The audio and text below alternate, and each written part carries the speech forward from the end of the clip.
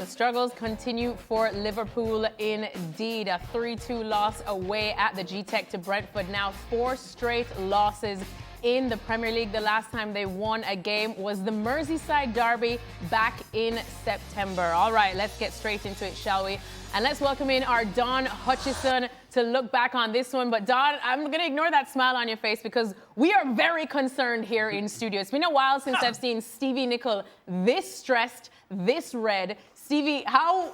I'm surprised you've been mustering up a smile. You got a smile, ain't you? Even Ale looked at me and said, let's just leave him, let's just leave him. But Stevie, what's going wrong now? How do you explain what we just saw? I'll be honest with you, I'm absolutely shell-shocked. And I'm not shell-shocked because Liverpool lost a game, because you can always lose a game.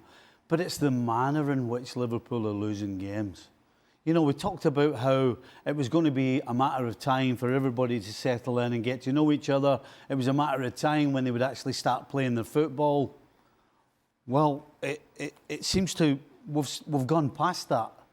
Now, there's a huge problem.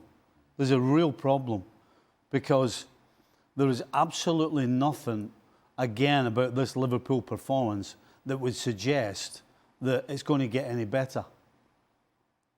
Again, the back line was a complete shambles. Again, the changes that were made.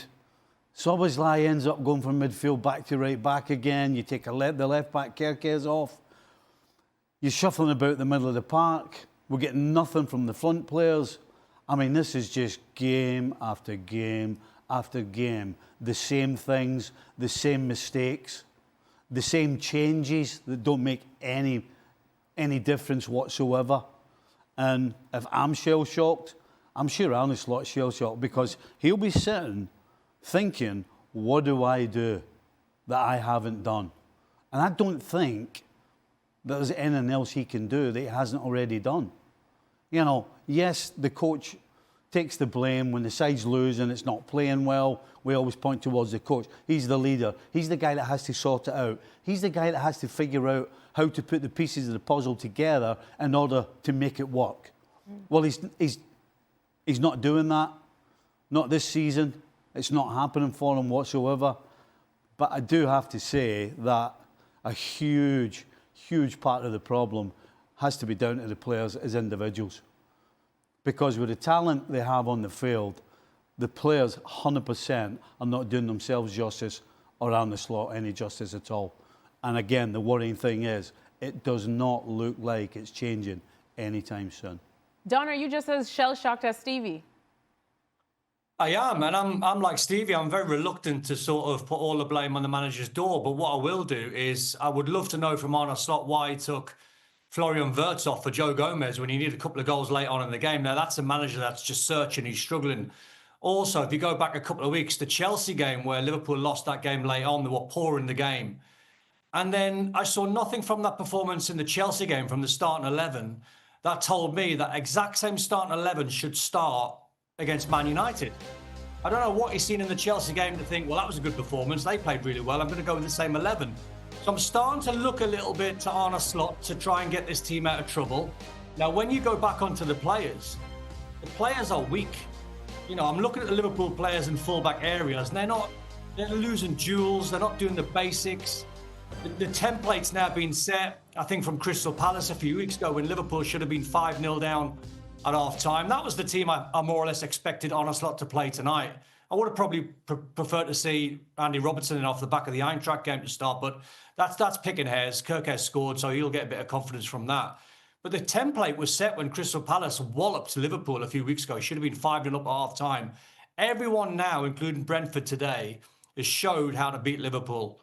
You make them don't do the basics. They can't win any fight balls. Apart from Szoboszlai, who was Liverpool's best player by a mile today, no one really had any fight in them. Every time a ball got flipped over the top, Liverpool were in trouble. Konate seems to have gone backwards. There's a whole load of problems when you look at the last couple of weeks for Arne Slot to try and figure out. And as Stevie said, it's perplexing because on paper, they're a good side, but they're not producing and they've got no fight about them whatsoever. Ale, you were nodding your head when Stevie said the fact that for the last couple of weeks, we've kind of just been chalking down Liverpool's problems to, look, they have a couple new faces, it needs time to gel. But now it's looking like this is a real concern that time is not going to fix. Yeah, and I think if you break this game down into phases of the match, and you go to the initial part of the match, and Liverpool once again allow an early goal. So whatever momentum you had from the match against Eintracht Frankfurt, now that momentum disappears because you're chasing once again. What was interesting to see in that early part of the game is that Brentford had a decision to make. Is usually because you fear and respect Liverpool, you take a step back and you become conservative. If you're Brentford, you go on the counter when you can, and you try to see the game out that way. But because Liverpool could not sustain that pressure on top of Brentford, were not creating many opportunities themselves, Brentford kind of took an advantage of that and realized, you know what? If we keep the ball, if we turn Liverpool around, if we get on the attack, actually, we're the ones that are going to create chances at home. So that element of fear and respect of Liverpool, I think, is disappearing game by game by game, to the point to where later in the first half, instead of being Liverpool chasing to go and try to tie the game up, it was actually Brentford that looked more likely to score a second, which they did. Here's the second phase of the match that actually I think is even more concerning for Liverpool. They get a goal out of all people, Kirkus. You're thinking, if indeed you're Liverpool, if indeed you're the defending champion, if indeed you're the team that we think you are, that come the second half, here we go, Liverpool, all over Brentford. The late show again. And, well, it didn't even need to be the late show. Yeah. What we saw is no show at all. Yeah. 10 minutes in, we're having the discussion, Stevie and I, as we're watching the game. Liverpool haven't even attacked Brentford. It's all been Brentford looking like they're going to score a third goal. It's looking like Brentford like they're going to score a fourth goal. They scored the third, should have scored a fourth on an open header. And that, I think, takes me to the third phase of the match if you're Liverpool. That, again, becomes even more concerning. There's no juice in this team right now. There is no special sauce. You look at the behavior of Brentford when they blocked the shot from Mohamed Salah and the sliding challenge of Van den Beek, as well as Collins, and they clear the ball, clear the danger, and they're all celebrating and sort of kind of supporting each other and giving each other a high five, and they're excited to be around each other. Virgil van Dijk could not be less excited to be playing alongside Kirkus. Yeah. And you see it every time that Kirkus plays a ball back, Van Dijk is like, you got to be kidding me. And that, I think, tells you the difference between a team in Brentford that today felt like they had juice, like they had the special sauce, and Liverpool, no chance. They have no juice. They have no special sauce. You put those three faces together, that's why you have the struggles that we saw today again. And you know, that's why I'm a little forgiving of Arne Slot, because when you don't see that start to the second half that we expect, if you're Arne Slot, you've got to make changes. You know, there wasn't a player on the field in the second half who was doing anything different pretty much to what they did in the first half. Liverpool had possession in the first half, but just couldn't break them down, never looked like breaking them down. But again, we thought start second half, they'll come out and they'll start controlling and pushing Brentford back. But it just never materialised. And so if you're Arne Slot, you've got no choice but to make changes, because there's nobody on the field telling you that I need to stay here or I'm going to do anything. And so part of that chaos is forced upon Arne Slot. He's forced to make all these changes. And at the end of the game, when they lose and they lose the way they did, it looks like a schoolboy team that, you know, just get him on, pull him there, you go there, you go there. Slobozlai played in 3 different spots today and in 1 game, again. But Arne Slot's got no choice, because nobody is performing for him at all, apart from maybe Slobozlai and the goalkeeper. The rest just are not at the races at all. It's very damning to hear you say that. Of course, when Liverpool are looking for that spark, looking for something special in this game, you say you're looking around and there's nobody in there that's really putting up their hand. And this is a team that has Mo Salah. The penalty sums up what Liverpool are right now. You've got your so-called leader, your so-called best defender in the world, who's given a penalty away on the edge of the box on a ball where he's so late trying to clear it, and he's trying to kick it. I mean, it's such a horrible piece of defending from a guy who we know can be so good. But it's like a disease. It's spreading around the whole team, other than the two guys I said. Szoboszlai and the goalkeeper, Mamardashvili. And to that point of Virgil van Dijk, if you're going to be raising your arms every time that you're unhappy with Kirkes, you cannot give up the penalty in the manner that you did. Yeah. Right? You can't point the finger over there and then not be doing your job over here. Yeah.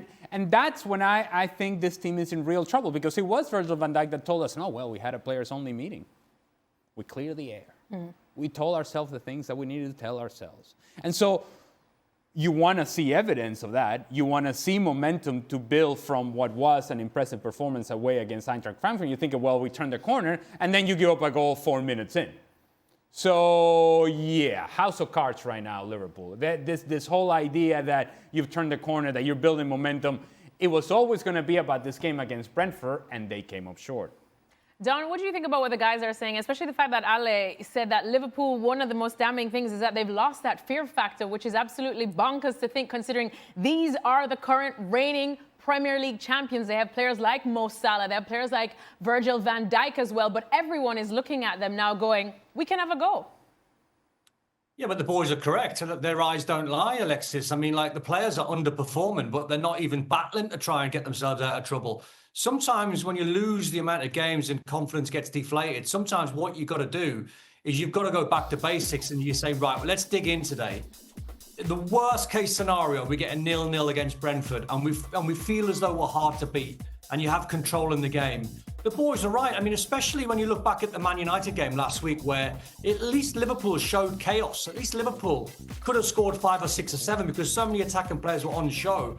When they needed chaos today, it was Brentford that should have scored more goals.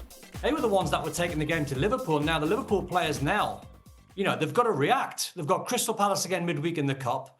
Then they play Aston Villa at home. And then they play Real Madrid. So they're sitting in 6th spot at the moment in the Premier League, and it could get worse. They could go down to 7th or 8th after the teams behind them play tomorrow.